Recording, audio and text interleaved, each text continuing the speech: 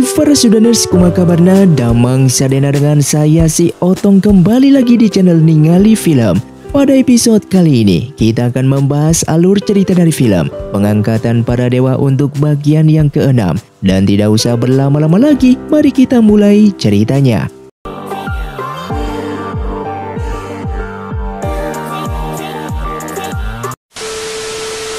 Film pun dilanjutkan dengan di sebuah pasar yang terlihat Yang Jia sedang berjualan disuruh oleh sang istri. Namun ia malah berjualan di depan papan sayembara para pengkhianat kerajaan. Dan semua orang yang melihatnya pun seketika ke sana dengan menganggap jika Yang Jia sangat berani berjualan di tempat terkutuk tersebut.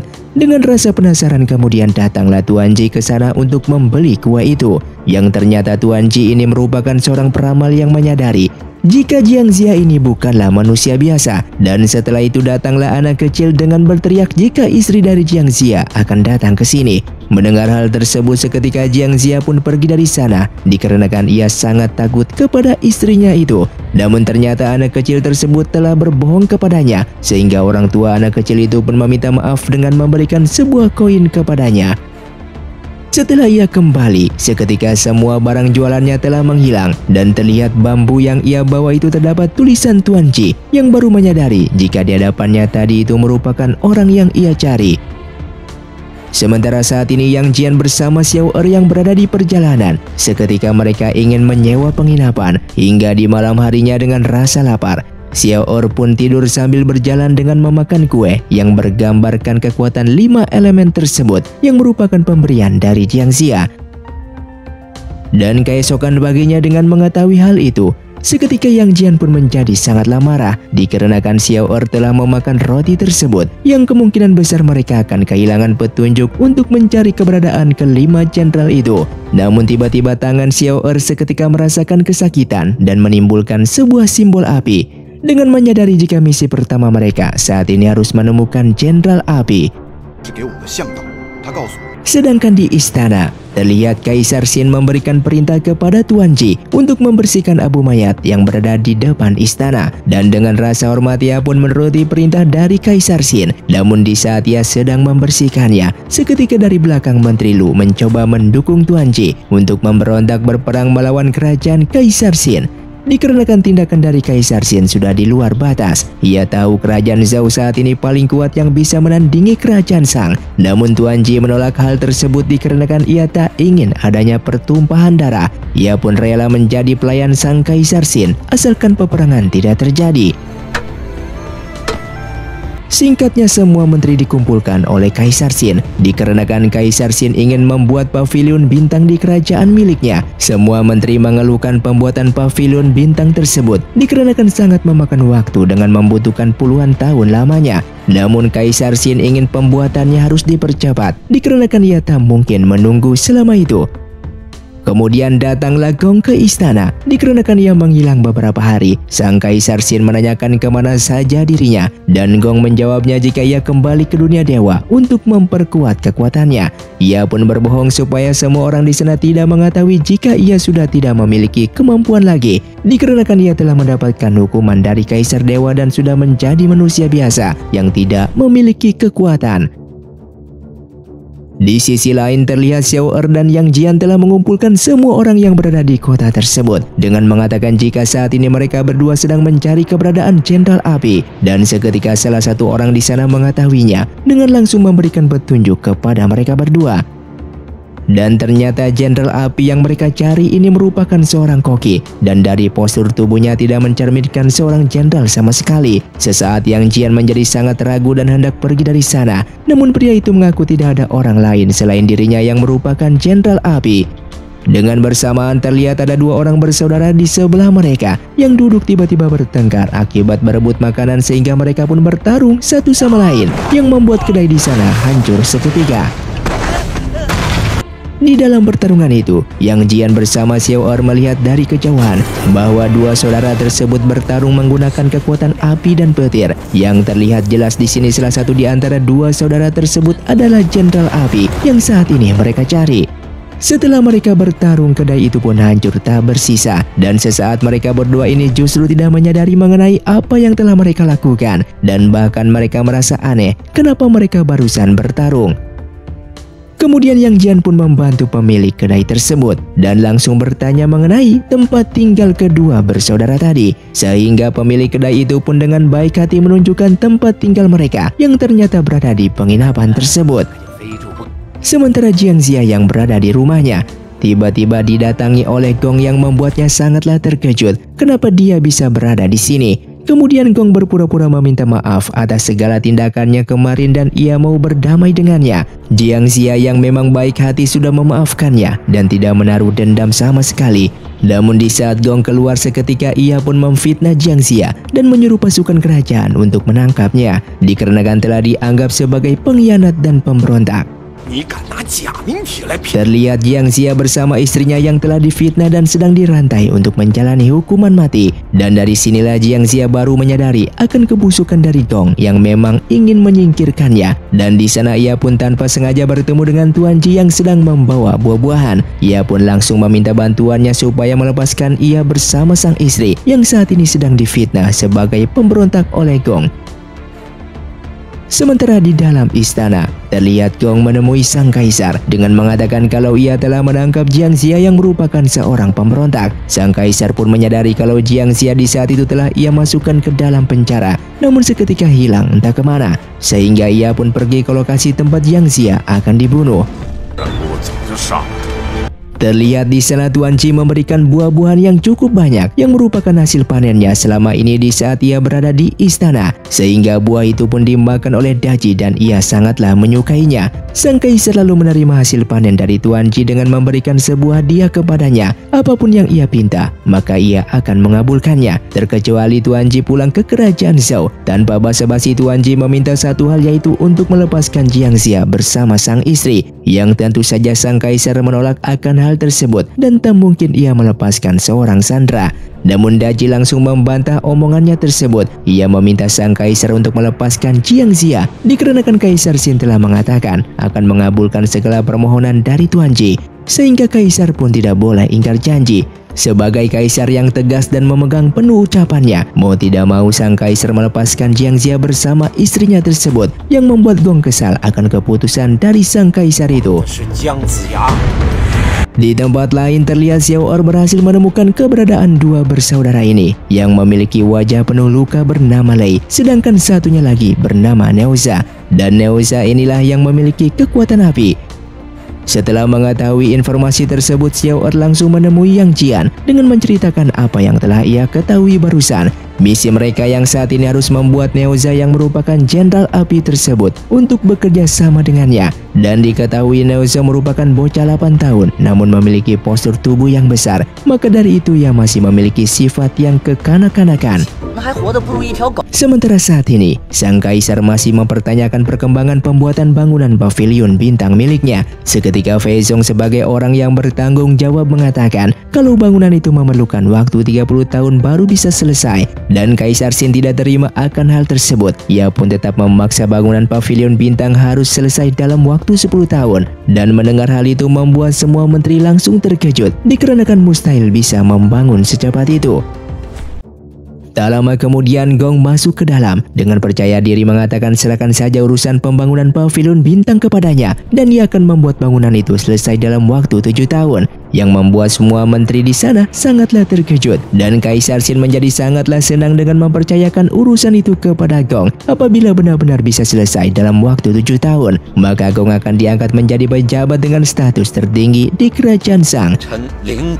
Lalu tak lama setelah itu datang seseorang yang penuh cahaya masuk ke dalam aula istana yang ternyata dia adalah Jiang Xia. Di sana ia pun mengatakan kalau ia akan menyelesaikan bangunan pavilion bintang dalam waktu 3 tahun dan ia akan mempertaruhkan nyawanya apabila tidak selesai dalam waktu 3 tahun. Mendengar janji tersebut membuat Kaisar Xin tertawa dan menjadi sangatlah senang, sehingga ia pun langsung memberikan perintah kalau Jiang Xia yang akan bertanggung jawab masalah pembangunan pavilion bintang miliknya. Sementara Gong menjadi kesal kepada Jiang Xia yang telah mencuri kesempatannya untuk bisa menjadi pejabat di kerajaan Shang. Singkatnya, istri Jiang Xia saat ini menjadi sangatlah senang karena ia bisa menggunakan pakaian kerajaan dan diperbolehkan tinggal di istana. Ia tak menyangka hidupnya akan bisa semewah ini, namun sayang semuanya itu hanyalah sesaat. Di sana Jiang Xia yang menemuinya langsung mengajaknya pergi dari istana untuk kabur sejauh mungkin dan meninggalkan kota tersebut. Yang ternyata ia hanya berbohong untuk bisa menyelesaikan pembangunan pavilion bintang selama 3 tahun, dan hal itu sangatlah mustahil ia lakukan. Jiang Xia sengaja melakukan itu supaya ia memiliki akses untuk keluar masuk dari kota tersebut, supaya mereka bisa kabur sejauh mungkin. Dan apabila ia tidak melakukan hal itu, maka mereka berdua akan tetap menjadi tahanan di kerajaan Shang. Setelah itu mereka pun kembali ke rumah dan Jiang Xia menyuruh sang istri untuk bergegas mengemasi barang-barangnya untuk dibawa. Di saat istrinya akan membawa cermin, seketika ia langsung tersadar dan tidak jadi untuk pergi meninggalkan rumah mereka, sehingga ia meminta Jiang Xia untuk pergi seorang diri saja. Di saat berada di luar, cuaca pun tiba-tiba turun hujan. Kemudian istrinya masuk ke dalam dengan memaksa Jiang Xia untuk secepatnya meninggalkan kota tersebut. Dikarenakan saat ini nyawa Jiang Xia dalam bahaya dan dikarenakan sang istri terus memaksanya, maka Jiang Xia pun harus pergi seorang diri. Terlihat di saat keluar dari kota tersebut, seketika pasukan menghalangi jalannya. Namun Jiang Xia yang memiliki plakat kerajaan yang membuat pasukan di sana tidak berani untuk menahannya. Singkatnya, ia pun berjalan-jalan tanpa berhenti dan tanpa terasa ia sudah jauh dari kerajaan Shang. Di tempat lain, terlihat Yang Jian menemui Neuza dan di sana ia mengajaknya bermain dikarenakan Yang Jian mengetahui jika Neuza masih berusia 8 tahun. Setelah itu Yang Jian mengajaknya bertarung dan apabila ia menang maka Neuza harus mengikuti segala perintahnya. Neuza yang merasa dirinya hebat tentu saja menerima tantangan tersebut dan apabila ia kalah semua perintah dari Yang Jian akan ia penuhi. Singkatnya Yang Jian pun datang ke rumah dengan menceritakan kejadian tadi kepada Xiao Er yang membuat Xiao Er menjadi marah dikarenakan mereka tahu jika Neuza merupakan jenderal yang memiliki kekuatan elemen api dan mustahil bagi Yang Jian bisa mengalahkannya, yang ada nyawanya nanti akan dalam bahaya. Namun Yang Jian menjawab kalau ia tidak memiliki rencana lain dan itu satu-satunya cara yang ia miliki. Sementara di istana kerajaan, tentang kabar mengenai Jiang Xia yang telah pergi meninggalkan kota telah terdengar oleh sang kaisar dan saat ini keberadaannya sudah tidak bisa ditemukan lagi, yang membuat Kaisar Xin menjadi sangatlah marah setelah mengetahui semuanya itu. Setelah pertemuan itu selesai, Gong menemui sang kaisar secara pribadi. Ia pun mengatakan kalau istri Jiang Xia masih berada di kota dengan meminta usul dari sang kaisar untuk menghukum mati istrinya tersebut sebagai penembusan dosa yang dilakukan oleh Jiang Xia, sehingga sang kaisar pun menyetujui saran dari Gong. Kemudian istri dari Jiang Xia ini lalu ditangkap dan akan dieksekusi mati oleh sang kaisar. Kemudian sang kaisar lalu memerintahkan Tuan Ji untuk segera melakukan eksekusi mati. Namun terlihat jelas Tuan Ji tidak bisa melakukan hal itu, sehingga ia pun terus mengulur waktu dikarenakan ia mengetahui sebentar lagi akan turun hujan. Namun di sana Kaisar Xin yang sudah tidak sabar, ia pun langsung memerintahkan pasukannya untuk menyalakan api dan pada akhirnya istri Jiang Xia ini tewas terbakar oleh bara api di sana. Sementara Jiang Xia saat ini merasakan kalau istrinya dalam bahaya. Terlihat mangkuk yang ia pegang seketika hancur dengan sendirinya, bahkan melukai kedua tangannya hingga berdarah. Dan singkatnya Tuan Ji sangatlah bersedih atas kematiannya. Namun sesaat sapu yang terus dipegang oleh istri Jiang Xia ini tidak hangus terbakar, bahkan masih utuh. Dan dengan bersamaan Jiang Xia akhirnya menyadari kalau istrinya telah tewas terbunuh, sehingga ia pun menangis dengan menyesali tidak memaksa istrinya itu untuk pergi dari rumahnya. Tak lama kemudian hujan mulai turun. Di sana terlihat Tuan Ji menyalahkan dirinya sendiri, yang seandainya saja ia bisa mengulur waktu sedikit lama saja, mungkin saja istri Jiang Xia tidak tewas dikarenakan api tersebut akan padam terkena hujan deras. Sementara di aula istana, terlihat sang kaisar yang berjalan bersama Gong saat dihampiri oleh salah satu pasukan di sana dengan memberikan informasi kalau saat ini Tuan Ji sedang sakit parah dikarenakan faktor umur yang sudah tua. Mendengarkan kabar itu Kaisar Xin tidak peduli dengan membiarkan Tuan Ji mati dan tidak usah untuk diobati. Kemudian hal tersebut ia ceritakan langsung kepada Daji, yang membuat Daji sangatlah terkejut dan marah kepada Kaisar Xin, dikarenakan jika Tuan Ji tewas di Kerajaan Shang, maka anak-anak dari Tuan Ji akan menuntut balas dendam kepada Kerajaan Shang, yang dimana jika Kerajaan Zhou terkenal sangatlah kuat dan bahkan bisa mengalahkan Kerajaan Shang dengan mudahnya. Mendengar hal itu membuat Kaisar Xin langsung terkejut dan ia tidak menyadari akan hal tersebut. Di tempat lain, terlihat Yang Jian saat ini akan bertarung melawan Neuza, namun ia tidak memiliki senjata sama sekali, sehingga Neuza tidak ingin adanya kecurangan yang membuatnya pergi sebentar untuk mencarikan Yang Jian sebuah senjata agar pertarungan mereka adil. Sementara itu Xiao Er yang melihat Yang Jian tidak berada di kamarnya langsung menyadari kalau saat ini Yang Jian pasti akan bertarung melawan Neuza, sehingga ia pun pergi dari sana dengan membawa pedang Xuan Yuan. Terlihat di sana ternyata senjata yang diambil oleh Neuza merupakan sebuah tombak, dan Yang Jian seketika langsung menyadari kalau tombak itu milik Tuan Wucheng dan bagaimana bisa ia mendapatkannya. Terlihat di sana Neuza tidak mengatakan apapun tentang cara ia mendapatkannya, namun ia hanya menginginkan Yang Jian untuk menggunakan tombak tersebut. Kemudian Yang Jian pun mencoba tombak itu dan seketika merasakan kekuatan yang sangat dahsyat yang seperti memberikan ia energi. Terlihat pertarungan pun akhirnya berlangsung, namun ternyata Yang Jian berhasil mengalahkan Neuza dengan begitu sangat mudahnya. Di sana Neuza yang masih kanak-kanak dan tidak terima akan kekalahannya tersebut, seketika membuatnya hilang kendali dan menusuk Yang Jian dari belakang hingga sekarat. Terlihat Xiao Er yang datang ke sana menjadi sangatlah marah kepada Neuza, yang seketika Neuza tidak bisa mengatakan apapun dan langsung pergi dari tempat tersebut.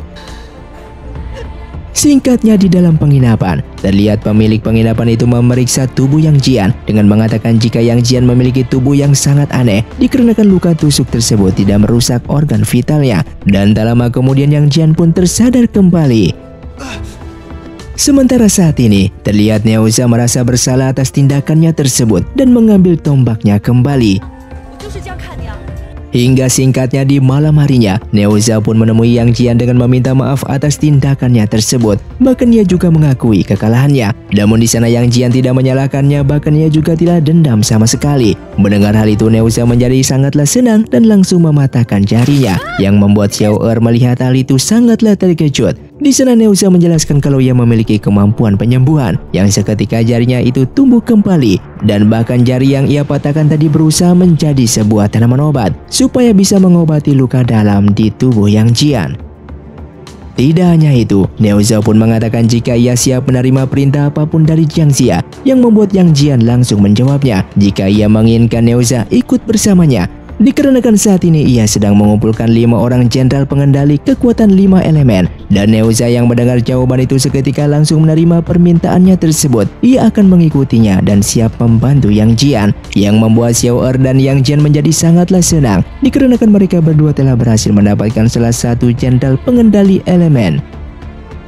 Sementara di dalam istana kerajaan Shang, terlihat Sang Kaisar mengumumkan jika Tuan Ji akan dipulangkan ke tempat asalnya, yaitu Kerajaan Zhou, dikarenakan Tuan Ji saat ini sedang sakit keras. Dan masalah tentang Jiang Xia, Sang Kaisar juga tak ingin mengurusinya lagi. Di sana semua menteri setuju dengan pendapat Sang Kaisar, terkecuali Gong yang bersikeras untuk mencari keberadaan Jiang Xia dan ingin membunuhnya. Yang tentu saja hal tersebut membuat Kaisar Xin menjadi kesal dengan mengatakan jika Gong memiliki dendam pribadi, silakan pergi cari sendiri keberadaan Jiang Xia, dikarenakan kerajaan Shang saat ini memiliki urusan yang lebih penting. Sementara di kerajaan Zhou, terlihat anak Tuan Ji yang bernama Bao mendapatkan 2 buah surat. Yang pertama surat dari Kaisar Xin yang menyuruhnya untuk menjemput Tuan Ji. Yang satunya lagi dari Tuan Ji, yaitu ayahnya sendiri yang melarang Bao untuk pergi ke kerajaan Shang, yang membuat Bao seketika menjadi bingung. Namun bagaimanapun juga Bao akan tetap pergi untuk menjemput ayahnya tersebut. Setelah itu Bao bersama pasukannya mulai berangkat menuju kerajaan Shang untuk menjemput ayahnya. Dengan bersamaan Wuji bersama Lan telah tiba di kerajaan Zhou, namun ia tidak disambut ramah oleh adiknya sendiri yang bernama Su. Di sana Su terlihat tidak suka kepada Wuji, dikarenakan di saat dulu Wuji digambarkan sebagai orang yang sangat sombong dan angkuh, yang menyebabkan kekacauan di kerajaan Zhou mereka. Di saat Wuji mendengarkan percakapan mereka kalau Bao pergi ke kerajaan Shang untuk menjemput ayah mereka, menyadari kerajaan Shang sangatlah berbahaya, Wuji pun dengan segera pergi menyusulnya.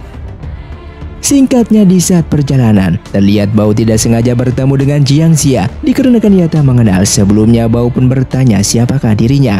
Kemudian Jiang Xia mengakui kalau ia utusan dewa untuk menasihati Bao apabila berada di kerajaan Shang. Ia tidak boleh sekalipun menunjukkan bakatnya yang jago dalam memainkan kecapi. Lalu kecapi milik Bao pun dipinta oleh Jiang Xia untuk disimpan. Bao yang kebingungan memberikan kecapi miliknya dan seketika Jiang Xia menghilang dari sana. Ia yang melihat hal tersebut menjadi yakin kalau orang yang ia temui barusan memang benar-benar seorang dewa yang ingin membantunya. Baru saja ingin melanjutkan perjalanan, tiba-tiba Wu Ji berhasil menyusulnya. Mereka berdua pun akhirnya bertemu dan menjadi sangat senang karena telah bertahun-tahun tidak saling berjumpa. Di sana Wu Ji akan menemani kakaknya tersebut untuk pergi ke kerajaan Shang. Namun hal itu dilarang oleh Bao dikarenakan apabila terjadi apa-apa dengannya di kerajaan Shang, maka Wu Ji masih berada di kerajaan Zhou untuk menjadi penerus. Sehingga Bao pun menginginkan Wu Ji untuk kembali ke kerajaan Zhou, sementara dirinya akan meneruskan perjalanannya menuju kerajaan Shang. Dan film pun bersambung. Terima kasih untuk kalian yang sudah menonton video ini sampai habis. Sampai jumpa di video selanjutnya. Saya pamit ruang dari Ningali Film. Si Otong undur diri dan salam Sundaners.